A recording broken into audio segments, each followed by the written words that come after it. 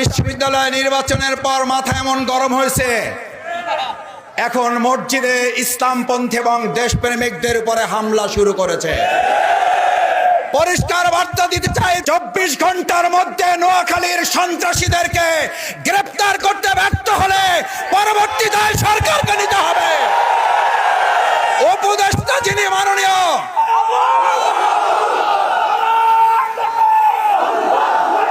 যিনি স্বরাষ্ট্র উপদেষ্টা আছেন, যদি আপনারা মনে করেন দলকানা প্রশাসন হবেন, দলকানা প্রশাসন মানবে না জনগণ। দলকানা প্রশাসনের চরিত্র কি এবং তাদের পরিণতি কি? 2024 সালের জুলাই আগস্টে শুধুমাত্র শেখ হাসিনার বিরুদ্ধে লড়াই হয় নাই, লড়াই হয়েছিল দলকানা প্রশাসনের বিরুদ্ধেও।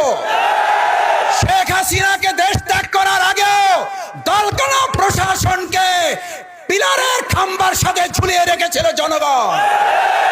আমি সেই পরিণতির দিকে প্রশাসনকে খেয়াল করার অনুরোধ করতে চাই।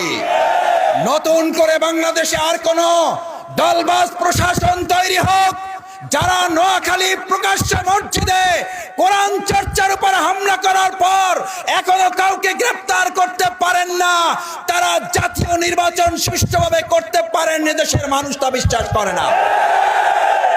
আপনাদের গোয়েন্দা তৎপরতা কোন জায়গায় পৌঁছেছে? একের পর এক জাতীয় গুরুত্বপূর্ণ স্থাপনায় অগ্নিসংযোগ হচ্ছে, দুর্ঘটনা ঘটছে।